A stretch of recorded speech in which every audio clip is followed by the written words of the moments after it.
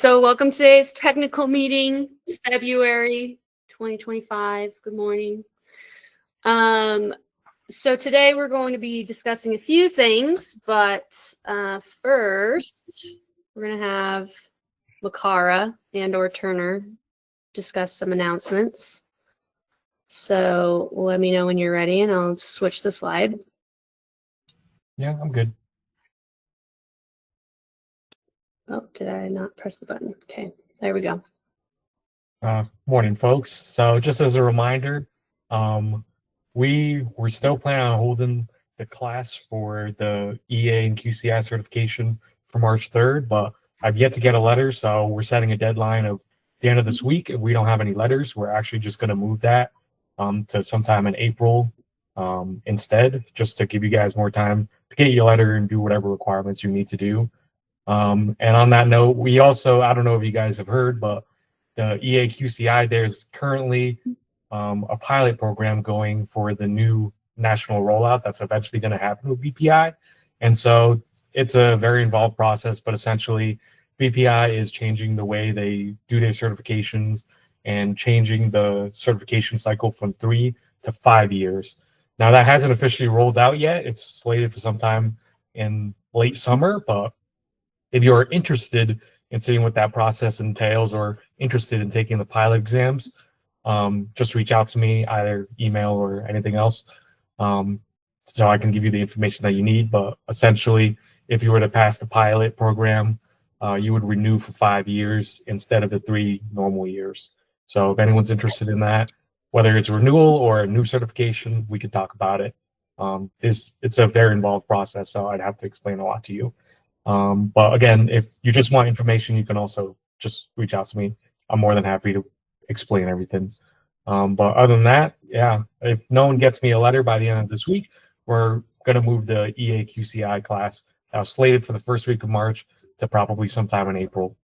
And again, our IWTC spring training is still tentative for May 13th or 14th, but we'll definitely discuss as the dates get closer on what the actual final date will be. All right. Did you mention that if you are going to do the pilot that you have to submit a whole application? Yep. So if you want to do the pilot and resubmit for the full 5 years, you'll have to go through what is essentially a new certification process. So that's sitting down for the written exam, that's sitting down for the QCI written exam, and a new field test, which is a little bit different from the one that is offered in the 2019 version. But yeah, so if you're getting a new certification, you can still submit the application to BPI for certifying that you can take the pilot program, because it works backwards as well. So if you get the approval for the pilot exam, you also get approval to take the old exam. So if you're a new certification, it might be worth going through the pilot approval process. Cool. Does anybody have any questions about that right now? If not, we'll move on and you can ask questions later. I'll give you like 5 seconds to tell me if you want to, and then I'll move on. Turner, did you have anything? Yeah, maybe take just a minute. I don't want to take too much of your time here, but for any of you who are watching national news and have questions, I don't really have any answers for you. And if you don't know what I'm talking about, basically last Monday, there was an executive order from the president who he basically said they were pausing funding all federal grants, not just ones that were kind of in the works, but also grants that had already been awarded. On Tuesday or Wednesday, a number of attorneys general filed suit, and a judge from Makara's hometown, Rhode Island, he filed an injunction, or basically, not that's the right term, but basically there's a federal judge that has paused that, and then the Trump administration rescinded part of the executive order. but they're sending mixed messages. Anyway, so there's a little bit of turmoil going on, but I have not received any word from the Department of Energy about anything. No word, good or bad. I suspect that they are kind of trying to figure out what all of this means as well. But if you do go to the Department of Energy's website, if anybody's wondering, this is where all of our weatherization guidance is normally housed. Something changed over the weekend, and as of yesterday, I wasn't able to find any of our weatherization guidance. But right at the top of that page, there is a copy of the court order. The court order actually says that it is illegal for us to stop running our programs, basically. So there's a court order that says that what the administration was trying to do last Monday is not legal, and that we are required to continue to run our programs as stuff plays out. So a little bit of turmoil there. For those of you who are wondering what this means, I think the main thing to keep in mind is that to most people's interpretation, it is actually not legal for the administration to stop funding programs that have already been funded by our Congress and our senators.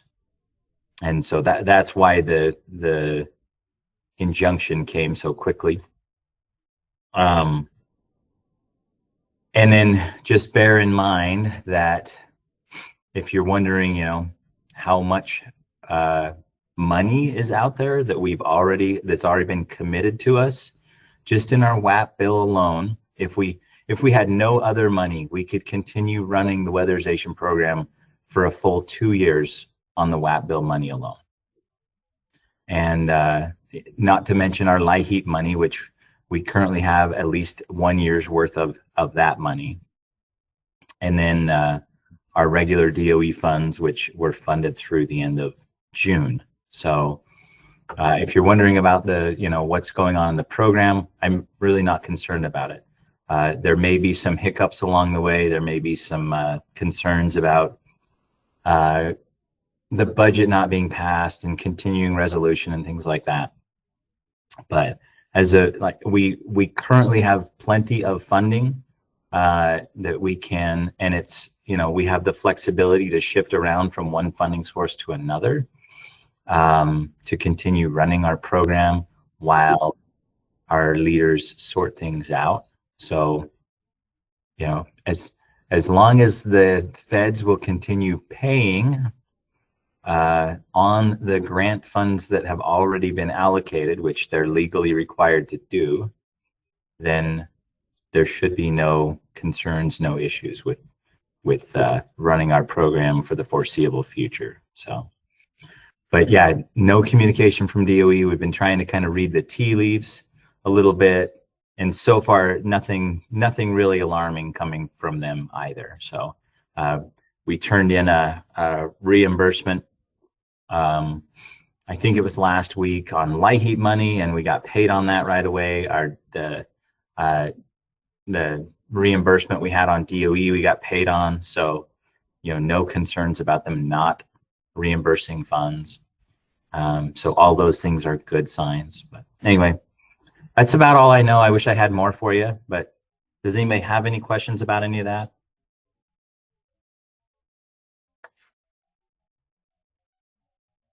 Cool. Well, thank you, Kyia, and that's all I had. Yeah. All right. And if you do have questions, always feel free to reach out, and we'll try to chat with you about them. So, so today we're going to be discussing evaluating the shell. This was something that we talked about, that we were going to cover when we talked in August about what we needed to work on from monitoring last year. And then this year, I also just noticed a few things or just got a few questions from several of you about evaluating certain situations in the shell. So I figured it'd be a good time to discuss it. So we'll be going to Menti. So if you've never done Menti, go onto your phone. You can QR code scan, fill in this code, and then you can join so that we can participate live, because we'll have a lot of questions to participate and be active on. So please do that. I'll give you like 2 minutes to square that away. Yeah, do a thumbs up. You should be able to do a thumbs up if you're in, so that I know how many people are in. Thanks, Jonathan. You can also do a thumbs up on Menti as well. But looks like we got 32 participants in here, so I'll just keep the count.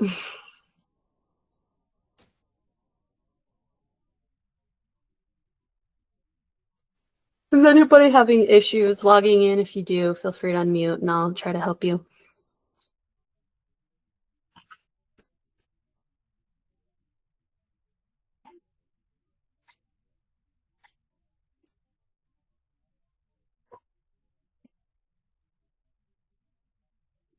All right, looks like we're getting capped at about 20. Does anybody else need more time?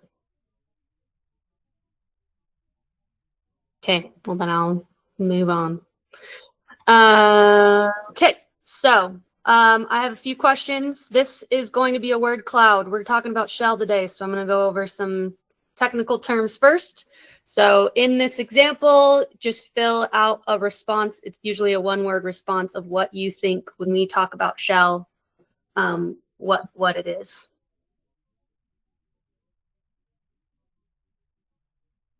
If it's not working, let me know. But currently, no. Okay, there's one response. So building envelope, that's good. Outer perimeter, thermal boundary, that's a good one.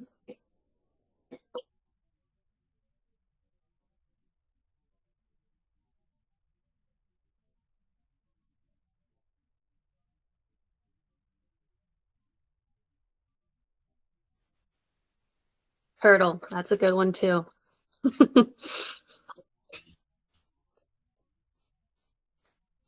You can fill out more than one. A fake company to hide. All right. When we talk about building stuff, you know, let's talk about shell in the building science.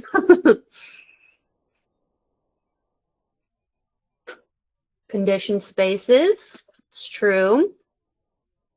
You're coding on your MMs. That's a good one too. All right. So these are all good examples of what the shell is. There's also a few other things that include the shell. But when we're talking about building science, and specifically in our program, what we're talking about with the shell is that building envelope, all of the components and things that are involved in that. Some of you mentioned thermal boundary, some of you mentioned pressure boundary, some of you mentioned condition space. So that's next question will be a good one. What's the thermal boundary? You have to type in an answer. Give me a definition. Don't be cheating over here. Don't be Googling it. Do it from your memory.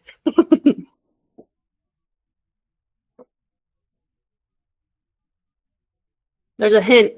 The photo is part of that.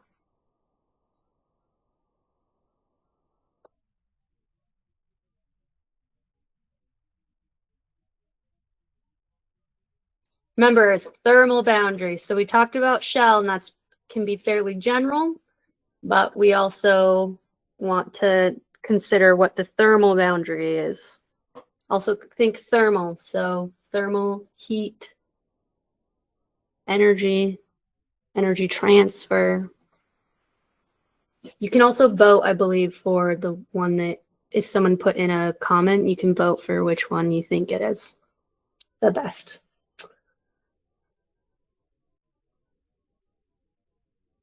It aligns with the pressure boundary. That's a good one. Boundary between conditioned and unconditioned spaces. That's a good one too. Inside versus outside. Anywhere outside the conditioned space. Attics, floors, windows, doors. Kind of, yeah. So thermal boundary, it's talking about insulation, right? It's where the boundary that we want to have more thermal resistance, where we want to make sure that we have insulation complete, right? And it does align with the pressure boundary. We will go over this further because I have some examples. Oh, this is the voting process. You get to decide which one's the best. This is a new feature on Menti, so I'm trying it out.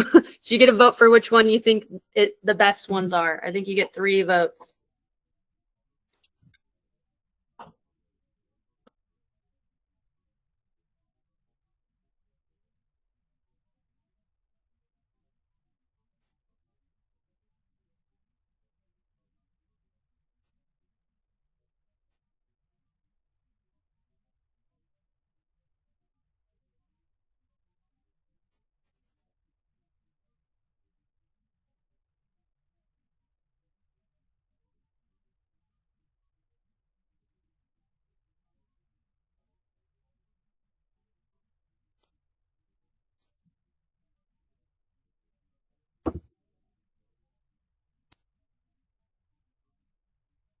All right. Oh, multiple people are voting. Let's see.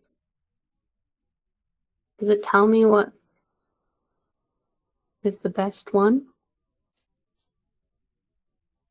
No.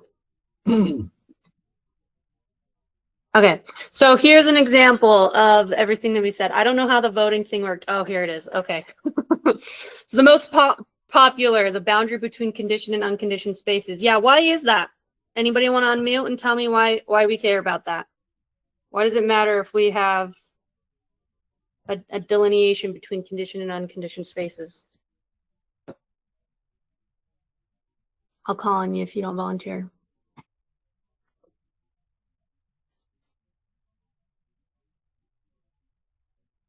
Alan Weiler, why does it matter? Oh, not on my computer. That's where your heat loss and gain in comes from.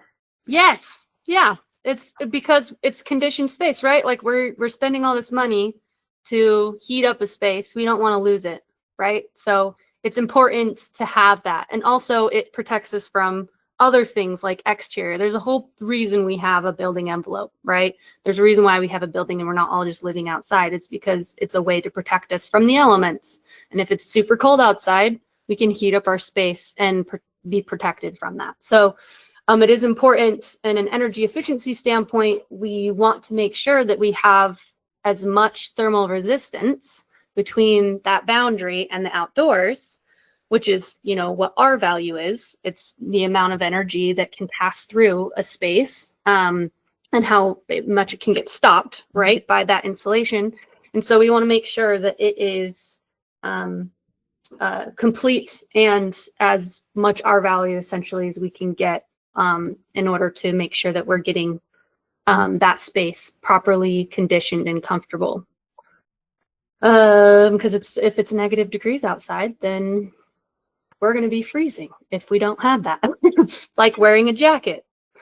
All right, so this is an example how you can delineate between different conditioned versus non-conditioned spaces and where the thermal boundary maybe should be, right? So in this, sorry, did somebody have something to say?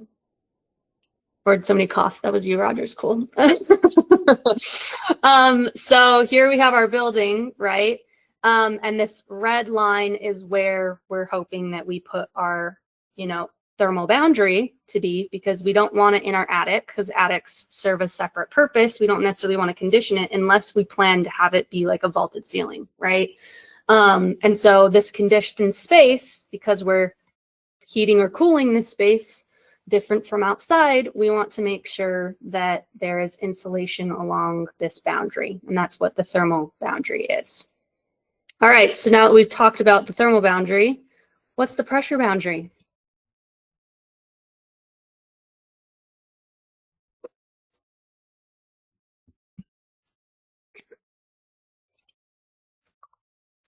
It aligns with the thermal boundary. Yeah, that's a good one.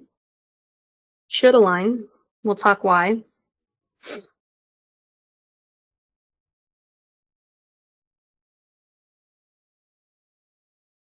Air barrier. Yep. That's part of the pressure boundary, is that we want to have air barriers to keep it in a boundary. Yep. The location where we want to control airflow, that's like, that makes sense.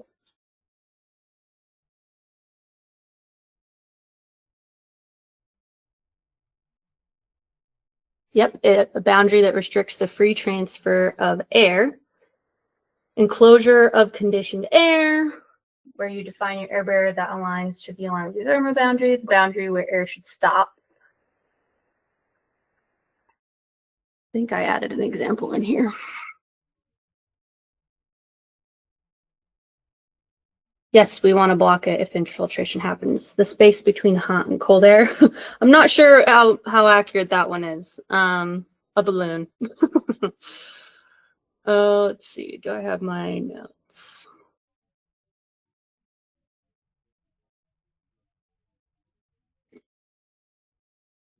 All right, I'm going to move on to the next one because then you can vote for which one you agree with. Oh, maybe this one doesn't vote. Okay. We'll let a few more answers come in here, but let's see.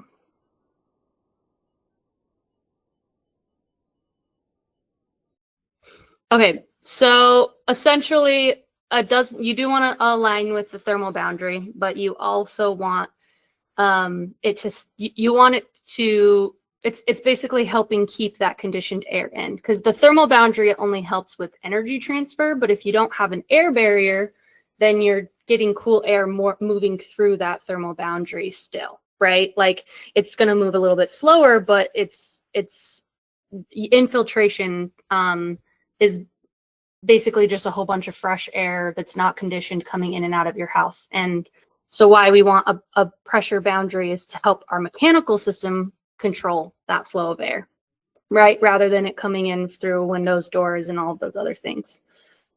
Let's see. I'll go to the next slide. Here's an example of that, right? So air leaking out of the house, air leaking into the house.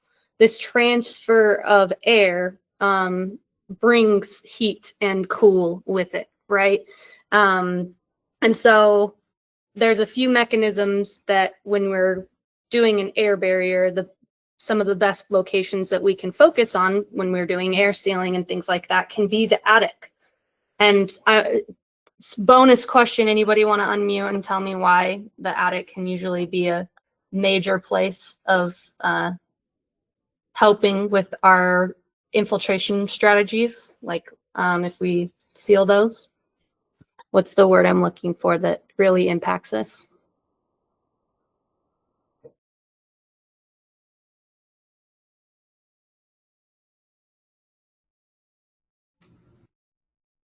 Anybody?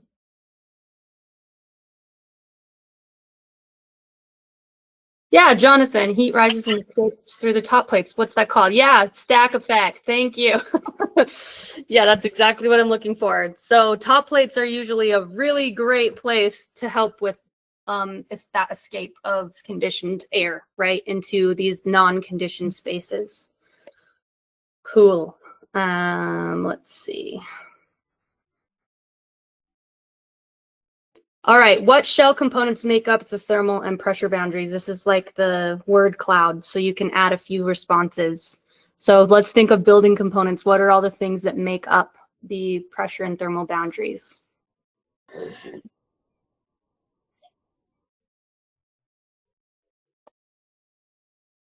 Walls, ceiling, floors, attics. Yes. Doors, foundations. Yep.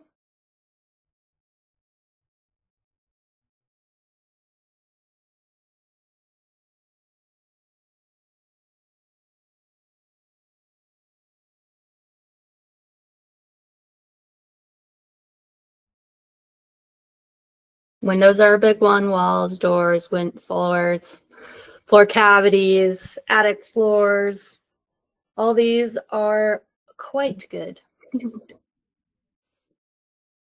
So another one that you could talk about is like buffered walls. Even though, like, depending on where your pressure boundary is, a buffered wall, which is essentially like a garage wall, right? Or a wall between a crawl space that's outside your conditioned space. That could also be one. So here's some shell components that are specifically called out in our guidelines and what we input into our audit tool. So these are walls, attics, foundations, windows, and doors. If you're curious of the definitions of those and what we're collecting to put into the audit tool, these are those references. The next thing I wanted to go over, which is the most accurate or most correct thermal and pressure boundary of these. So the next slide will be the one that we vote on. So I'm going to let you look at this for a second, and then I'll have you vote on which one you think is correct. Don't tell your neighbor if you're in a big room.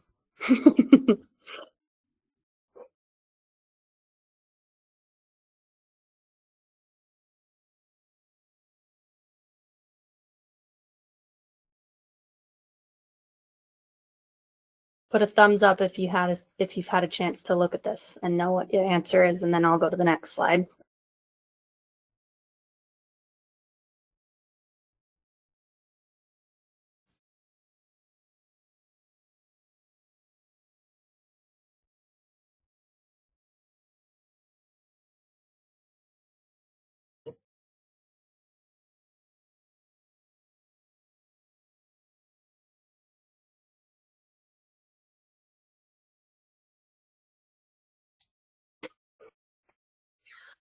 All right, now you're gonna say which one it is.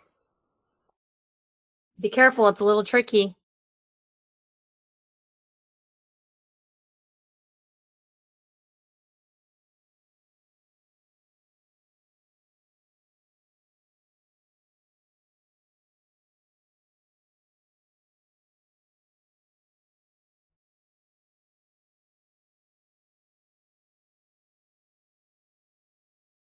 I'll give you a hint.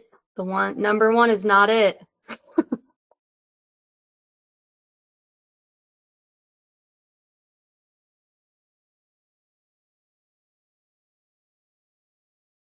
They look the same, but they're not the same.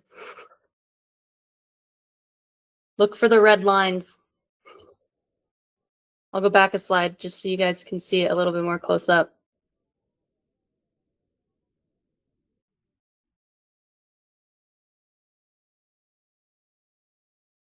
So the red on number one says it's going here. Number two, and it has a red line there. Number three, and then number four.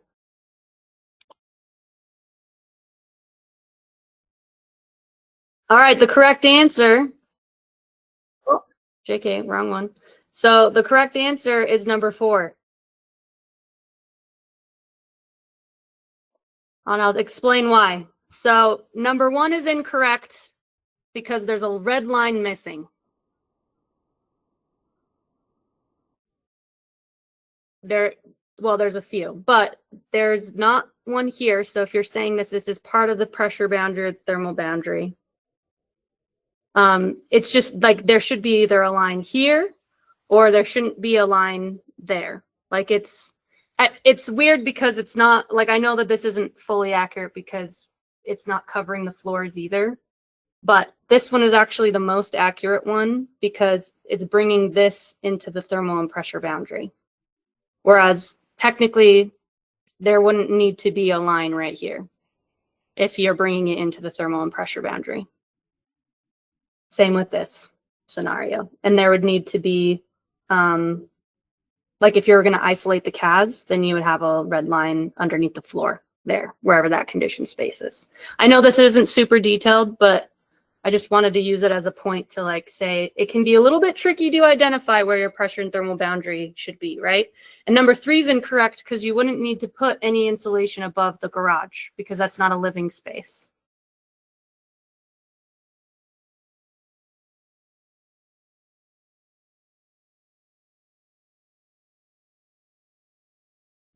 All right, so we're going to talk about the program guidelines. I'm going to bring those up really quickly. Kyia, can I say something about the last slide?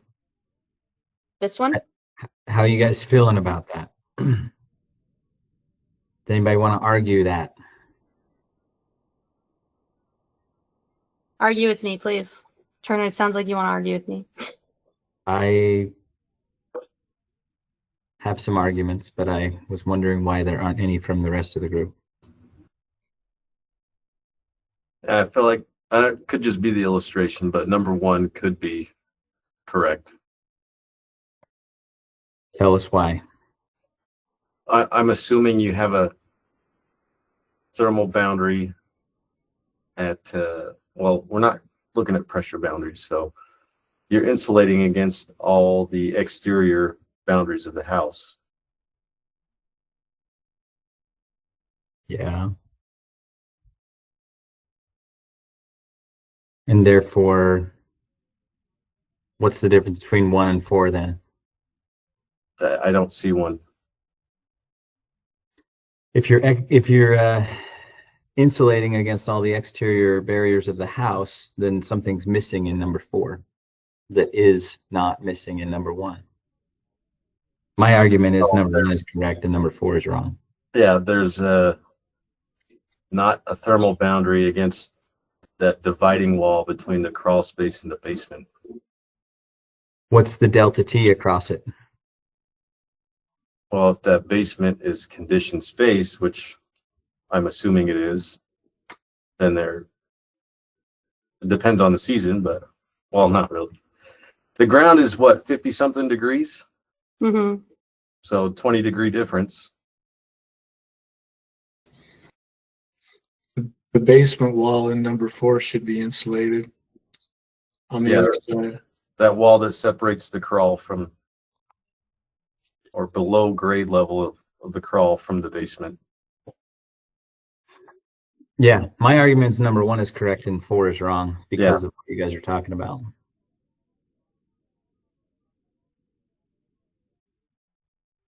You comfortable with that one, Kyia, or you disagree? No, I think that's fair. I think again it was a little confusing because it doesn't have the full red along where it's planning on being boundary, right? And I think that's why it was confusing to look at. I did steal this from another slide, so. And I think I'm the one that drew these. So Gotcha. one thing that's confusing in our program is we don't insulate the ground because we don't really have, Mhm. there aren't good cost-effective methods to actually insulate somebody's basement floor. So we don't evaluate to do that at all. But if you were to draw in a red line along the ground, then it would probably be much clearer. And in number 1, you would actually draw a red line across the grade in that crawl space in the middle, Mhm. and you would connect it over to the other red line that's in that finished basement area. Yeah. And then you would I draw. think that was the confusing part when I was looking at this, because I was like, this one could be accurate if you're not considering any ground, right? Like, Yeah. But no, I consider the ground lines. Then number yeah, 4 for because- sure. Same thing. You just follow the basement floor, and then you'd come up that wall that's between the basement and the crawl space. And because you're bringing on number 4, because you're bringing the thermal boundary on the right-hand side all the way down to the grading, all the way down to the dirt floor in the crawl space, then you would only bring your thermal boundary in the finished basement up to the grading as well. And then you would have a complete thermal boundary. Yeah. No, Anyway. that's fair. Yeah, I probably should have looked at this slide again before I decided which one was the correct answer. It's okay. It really gave us a good thing to think about and talk about. So going back to who was correct. So most of you are correct. All right. Does anybody have any more questions about that? Cool. Okay. So, the other thing I wanted to mention, well, I guess we'll get to there.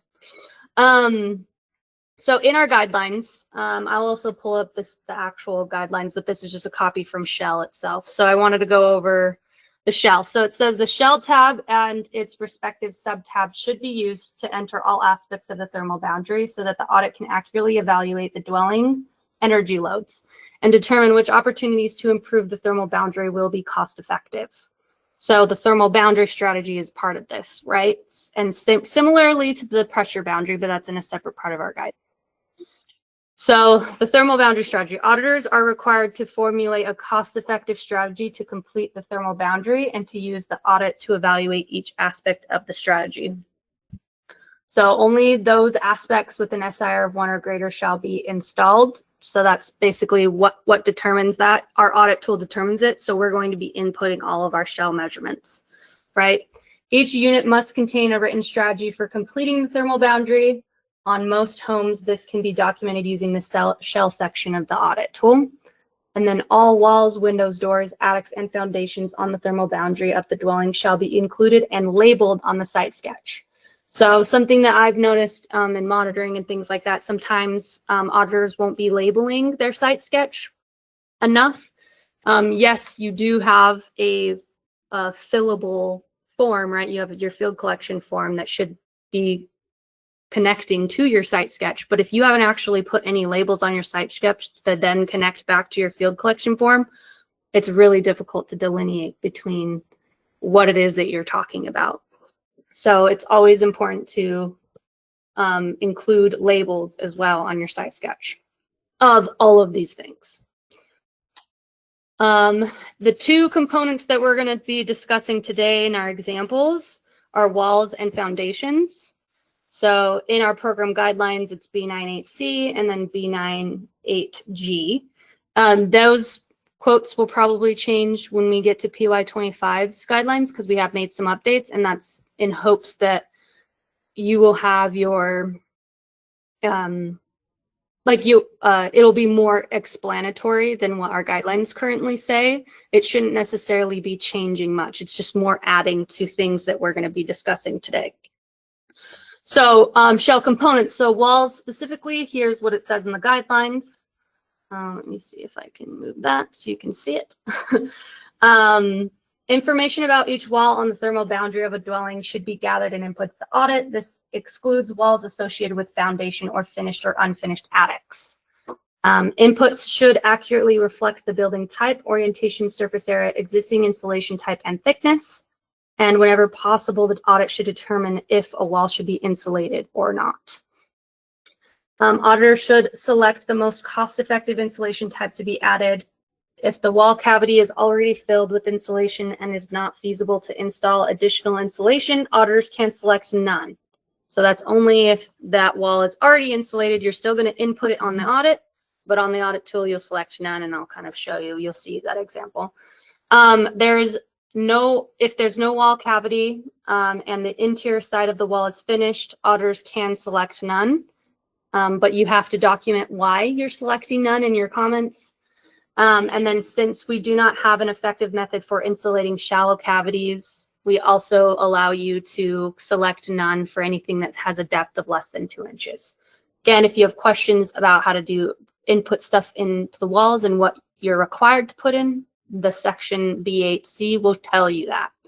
Now I'll pull up the guidelines to show you foundations, because this is the spot that there's going to be a little bit more specific. How do you identify where you're going to be putting your thermal and pressure boundary in a foundation situation? So foundations, information about foundation type and where the thermal boundary should be is part of this guidance. So if there's multiple foundations of different types of materials, you should create multiple foundations in your audit. And that's so that you can evaluate to complete the thermal boundary, right? When evaluating foundations, the goal is to choose the strategy that allow you to complete the thermal and air barrier as much as possible, or the strategy that provides maximum allowable completion. So in the scenario we were kind of looking at, and I'll pull up another one for site sketch, if it's not feasible to insulate a piece, like a space in like a crawl space, for example, because there's something in the way, if there's a few other factors, which I'll scroll down because we have a nice table to use from of where to determine of a foundation should be, or a thermal boundary should be, then it would be maybe more cost effective to move where that thermal boundary is going to be based on your zonal pressure diagnostics, for example. So you have to identify your existing insulation types. And then this table below is what will help you determine the location of the best location for your thermal and air barrier. So I'm going to pull this up, and as we're discussing,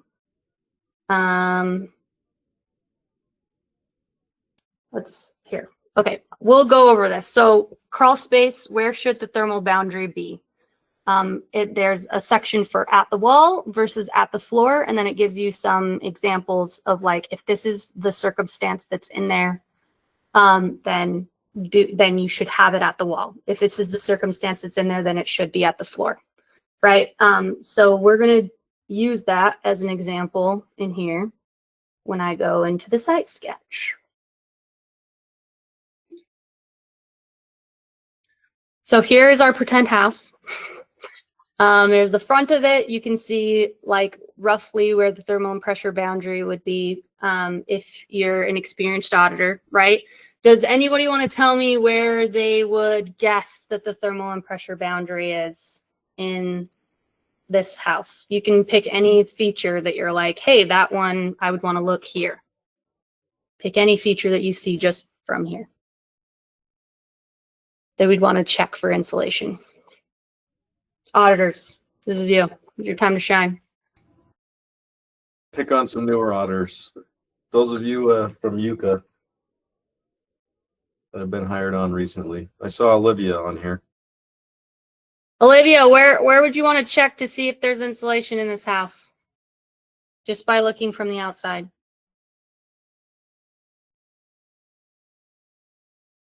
Or Daniel, or anybody from UCA.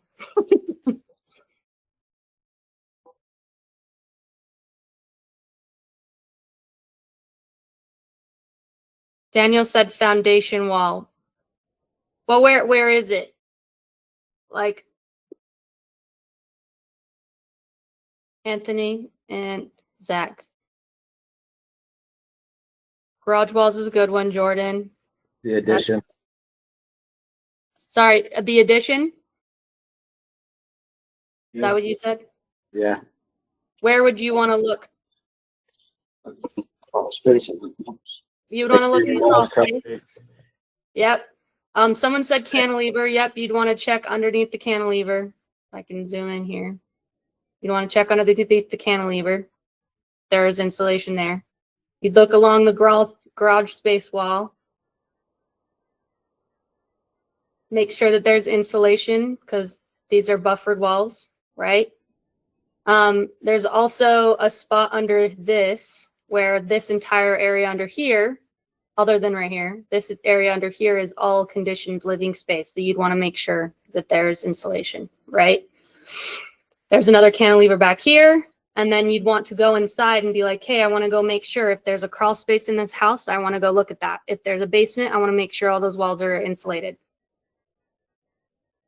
If there's a vaulted ceiling, which I think you can see it in this one, there is a vaulted ceiling. You'd want to make sure that that's insulated and any knee walls into other conditioned space is also insulated.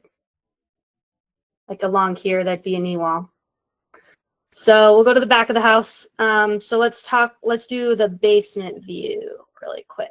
So this is what the basement looks like in this house. So appears that there's stairs right here. So it's going even farther down into the basement, but this is below some of that living space, and all the gray is cement foundation wall. Okay. So I have a question. Would we care if there's insulation in this wall right here? This one.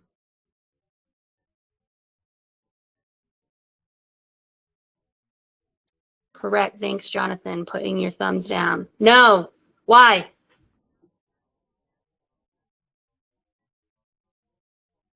Why would we not care if there's insulation there? Would we evaluate this wall on the audit? Both sides of that wall are conditioned space. Correct. Both sides of the wall are conditioned space. Yes. Thank you, Jonathan. Separating two conditioned spaces. That's what he wrote. Now, in this house, I want to ask you, where would maybe be a good location that we'd want to consider to add insulation, aside from all of these foundation walls, right? I'm talking about this area specifically. Where would we want to have our thermal and pressure boundary, and what would we consider in that thermal and pressure boundary?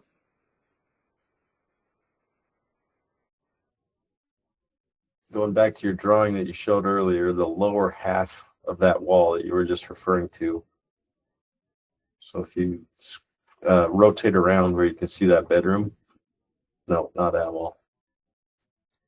Where This that wall, dresser is. Yeah. this wall right here, under these stairs. Yeah.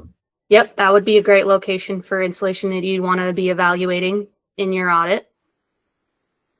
Another wall right here. The other one I wanted to really highlight is down here. So here is the view inside a house.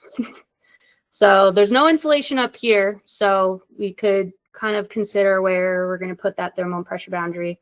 Then when you're inside this crawl space, there's also no insulation here, but there's also no insulation in the floor. What would we use to determine where this insulation should be?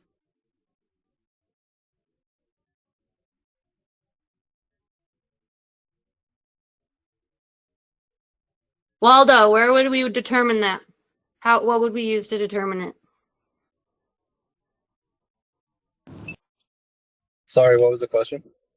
Where would we, what tools would we use to determine where we're going to be putting like where we'd want to evaluate to put insulation in this house? That looks like you're going into a CAS, so I would say a thermal camera, your blower door could give you some indication of leakiness to the outside. More tools, yeah, like you're showing now, inspecting the outside, what's on the outside, what's the wall made out of. This is a vented crawl space. Okay, so then, yeah, your zona would give you a good indication of what you're wanting to do with that, and then where the existing, if any, insulation is. That would also give you another indication of how you're wanting to use that space. Yeah. So let's say that we were not able to put a vapor barrier here. Let's go back to the guidelines just really quickly. So here, this will help you determine that. And somebody put in the chat that they use zonals to figure this out. Yes, you do want to consider zonals. And this ZDP means zonal pressure diagnostic test, right? So it's zonals, and it's with reference to like how leaky, we're wanting to try to reference like how much connected is it to our conditioned space and versus outside, right?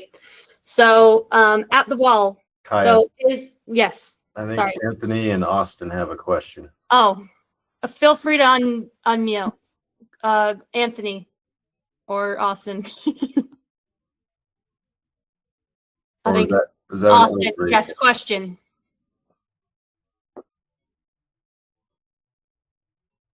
Feel free to unmute, Austin. Or lower your hand. Okay. Oh, your question was answered. Cool. You just click the hand button again and it'll answer your hand.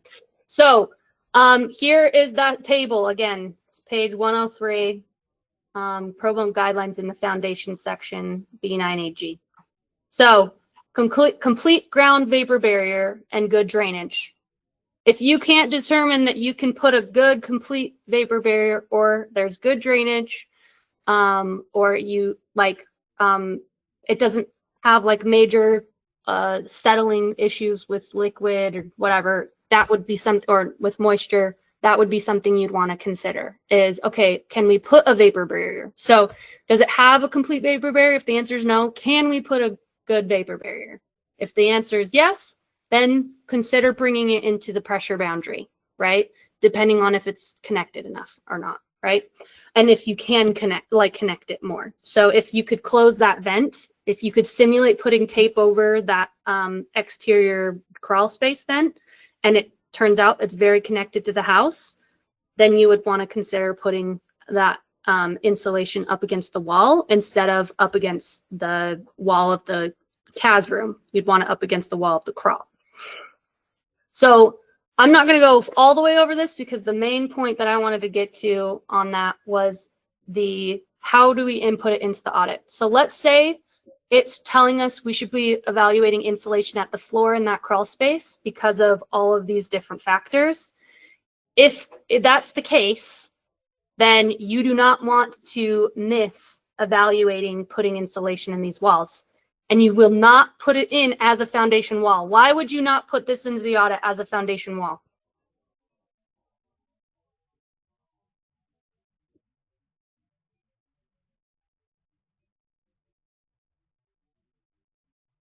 Wes, I think I've answered this question for you before, or for some of the staff if you got. Why would we not put this in the audit as of under the foundation wall section?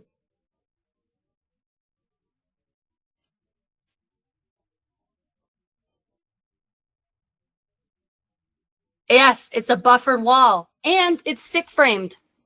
So it's not only a buffered wall, but it's not a foundation wall. It's not the cinder block. It's not cement. It is a stick framed wall. It is considered a buffered wall. Does anybody have questions on that? So if you were going to evaluate to insulate the floor here, you would also have to then go into your audit and evaluate to insulate the wall here, if you are not able to insulate the walls of the crawl space. So if you're evaluating floor insulation, you better have a wall that's a buffered wall that's delineating it from that space, unless it's like a cement wall or something and it's truly a cement wall, right? Then that can be considered a foundation wall. But if it is stick framed, then you have to put it into the wall section, not the foundation wall section of the audit. Thumbs up in the chat if that makes sense.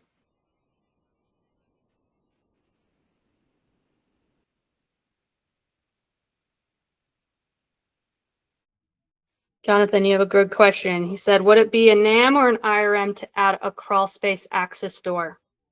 What, I'll reverse that question to you. What's the definition of an IRM? Incidental to a weatherization measure. I wouldn't necessarily call it an IRM because it's usually there to preserve a measure or done because of a measure, right? So it's to preserve a measure that we're putting in. I would say it would be a lot closer to a NAM than it would be an IRM in this scenario. You're allowed to use it as a NAM. It's fairly easy to as a NAM. If you have an access door already, you would just include that insulation and the cost of that into the insulation cost for adding insulation onto the door, because it's very similar to how we do attic accesses. Any questions?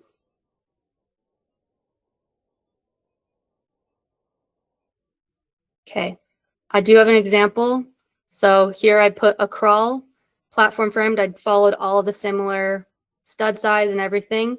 This is how it would look in the audit tool. And then in your foundations tab, I put in the comments, excluded the perimeter and square feet of the crawl space and the wall between them, since it's wood framed and the crawl space will be excluded. So you want to make sure that you're also correcting your foundations so that it's accurate. If there's just a stick frame wall. So if you were like isolating a CAS, for example, you would have to then take out that part of the perimeter on your audit, on your foundation. I'm going to move on from that really quick because I have a few other questions for y'all. If you have any other questions at this, I'll have a Q&A at the end, but I don't want to go over time. So we did the foundation wall. So crawl space walls are being evaluated as foundations when they are in fact a wall. So that's the issue that I've been finding. I just wanted to clear that up. If you still have questions, please let me know. I showed you how to be put in the audit, and then I have a few questions for everybody else. So what should be in the work order for the examples we discussed today? Feel free to just add in some responses. Doesn't have to be in question format. Just write in what it is that should be in the work order. This is a question mostly for auditors. And then I have another question for the field crew and QCI.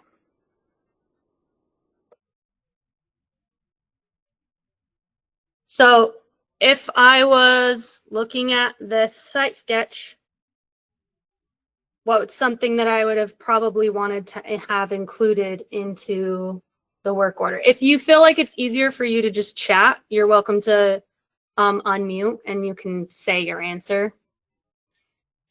Floor insulation, wall insulation, insulate and seal crawl space door. There's something missing in that I would like to chat about really quick is you'd want to reference which floor and which wall, right? You want to be a little bit more specific than that.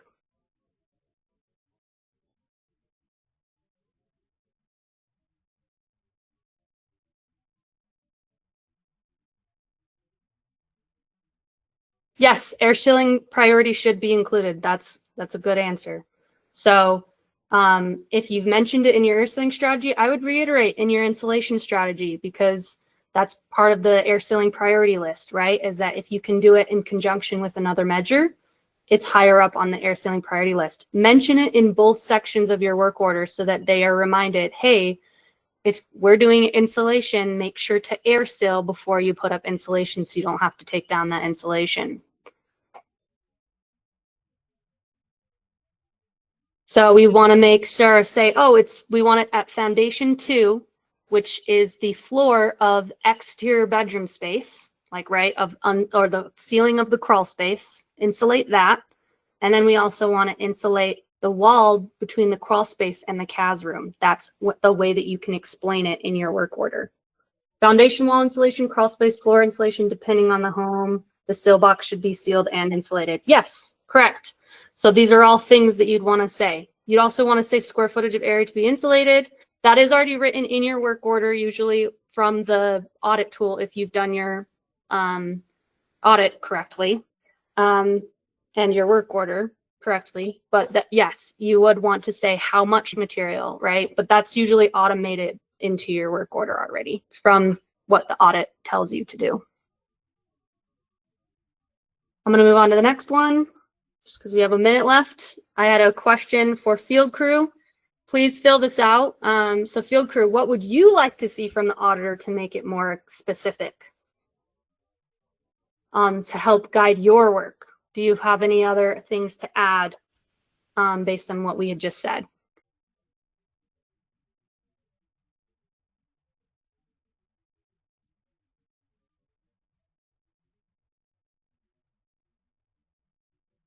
I would think that you'd probably want a photo if it's a complex area, right? I probably would want to match a photo up with where I'm supposed to insulate something if it's something that doesn't seem obvious, right? Or it's not explanatory, or it's not explained in the work order. I'd probably want a photo and I'd want extra explanation like, hey, give me your site sketch and show me where on your site sketch that this should be insulated. That can be really helpful to people in the field.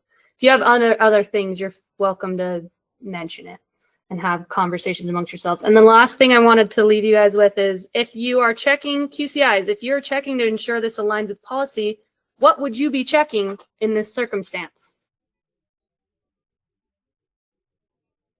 Who am I going to pick on really quick?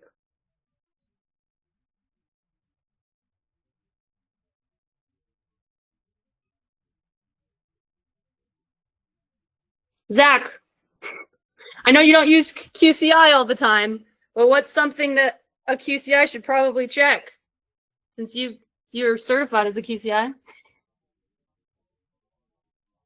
Insulation is secured properly, yes.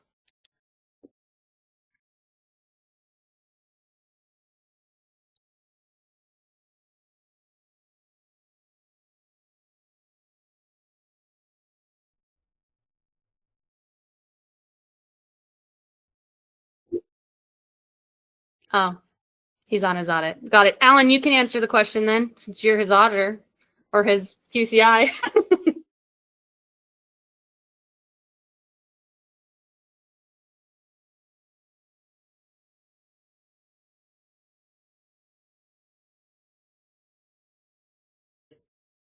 You'd probably want to do the make sense test. Does it make sense why they decided to put insulation there?